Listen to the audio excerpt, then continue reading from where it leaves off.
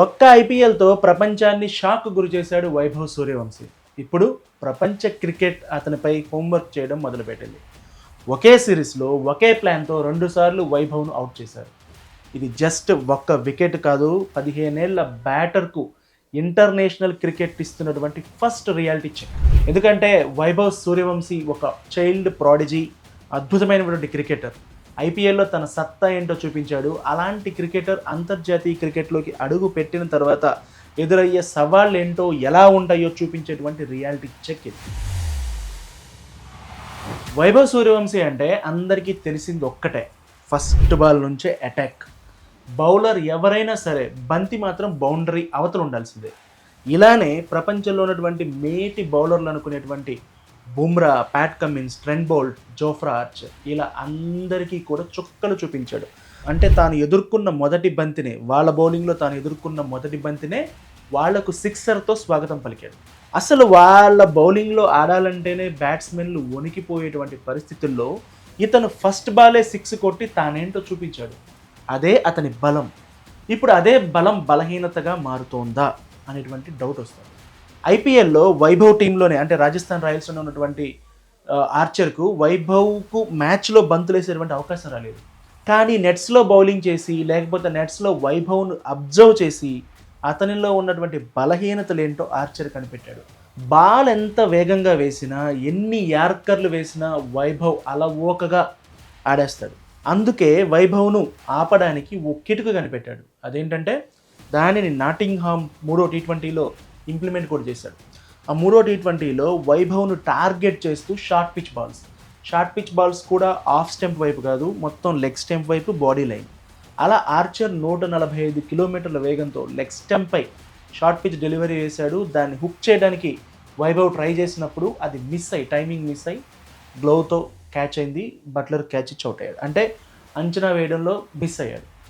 అదైన వెంటనే Archer next press మీట్లో నవ్వుతూనే చేసినా కూడా ఒక సవాల్ చేశాడు, maybe the best men win అని. అంటే వైభవ్తో తాను పోటీ పడుతున్నాడు, maybe the best men win అని చెప్పాడు. నిజమే. అయితే ఇక్కడ ఒక విషయం ఆర్చర్ మర్చిపోయి ఉండొచ్చు. ఏంటి అంటే ఆర్చర్ బెస్ట్ మ్యాన్ అయి ఉండొచ్చు, కానీ సూర్యవంశీ ఓ పిల్లోడు. ఎంత పిల్లోడు అంటే ఇంగ్లాండ్ రూల్స్ ప్రకారం డ్రెస్సింగ్ రూమ్లో, సూర్యవంశీ వయసు ఉన్నటువంటి వాళ్ళు డ్రెస్సింగ్ రూమ్లో, అడల్ట్స్ డ్రెస్సింగ్ రూమ్లో డ్రెస్ మార్చుకోలేనంత చిన్నోడు అనమాట అక్కడ రూల్స్ ప్రకారం. అయితే అలాంటి పిల్లోడితోటి తాను 1-0తో లీడ్లో ఉన్నానని చెప్పాడు. అంటే మా ఇద్దరికి పోటీ అని చెప్పాడు. అంతేకాదు ఆ నెక్స్ట్ బ్రిస్టల్లో, అంటే నిన్న జరిగిన 4వ టీ20లో కూడా అదే ట్రాప్ వేశారు. కేవలం ఆర్చర్ కాదు, ఇంగ్లాండ్ బౌలర్లు అందరూ కూడా అలాగే వేశారు. జోష్ టంగ్ వేసినటువంటి బాల్ని సిక్సర్గా కొట్టాడు, కానీ ఆర్చర్ లైన్ మార్చలేదు. కొట్టినా కూడా అదే లైన్, బాడీ లైన్ బౌలింగ్ చేస్తూ వచ్చాడు. షార్ట్ పిచ్ బాల్స్ తోటి వైభవ్ని ఇబ్బంది పెట్టారు. ఎందుకంటే అంత చిన్న వయసులో వైభవ్ అంత మెచ్యూరిటీగా ఉండలేదు. పదే తనను కవ్విస్తుండడం లేదా చిరాకు పెట్టడంతో వైభవ్ వరుసగా బాల్స్ అలాగే రావడంతో మామూలుగా తను చాలా తక్కువ బంతుల్లో ఎక్కువ రన్స్ కొడతాడు. బాల్స్ వేస్ట్ అవుతున్నాయనేటువంటి ఫ్రస్ట్రేషన్లో షార్ట్ పిచ్ బంతిని అటెంప్ట్ చేశాడు. ఎందుకంటే బంతి వేగం కానీ, ఇంగ్లీష్ కండిషన్స్ కానీ, ఇండియాలో లాగా ఫ్లాట్ పిచ్ కాదు, బంతి మూమెంట్ పేస్ ఎక్కువగా ఉంటుంది. ఇలాంటి పరిస్థితుల్లో దాన్ని సరిగ్గా అంచనా వేయలేక మిడాన్లో శామ్ కెరన్కి క్యాచ్ ఇచ్చి అవుట్ అయ్యాడు. సో వైభవ్ ఫుల్ కొట్టాలనుకున్నాడు, కానీ టైమింగ్ మిస్ అయింది. ఇది నిజంగా తనకు ఒక పరీక్ష లాంటిది. అంతర్జాతీయ క్రికెట్ ఎలా ఉంటుందో చూపించేటువంటి ఓ హెచ్చరిక. కేవలం ఇండియన్ పిచ్ల మీద ఆడడం కాదు, బయట ఆడి చూపించు అని చెప్పే వాళ్లకు సమాధానం చెప్పాల్సినటువంటి ఓ వేదిక. అంతర్జాతీయ క్రికెట్లు అందరూ కూడా ఈ ఫేజ్ని ఎదుర్కొన్న వాళ్ళే. ఎందుకంటే సచిన్ను బౌన్సర్లతో ఇబ్బంది పెట్టారు. అలాగే కోహ్లీకి అదే పనిగా ఆస్ట్రేలియాలో తను అవుట్ సైడ్ ఆఫ్ స్టెంప్ బాల్స్ని అవుట్ అవుతున్నాడని అదే పనిగా అలాంటి బాల్సే వేసేవాళ్ళు. రోహిత్ శర్మకు ఇన్స్వింగర్ వేసి ఇబ్బంది పెట్టేవాళ్ళు. వాళ్ళంతా దాన్ని ఓవర్కమ్ చేశారు ఓవర్ ఏ పీరియడ్. ఇప్పుడు వైభవ్ కూడా short pitch balls, body line balls తోటి టెస్ట్ చేస్తున్నారు.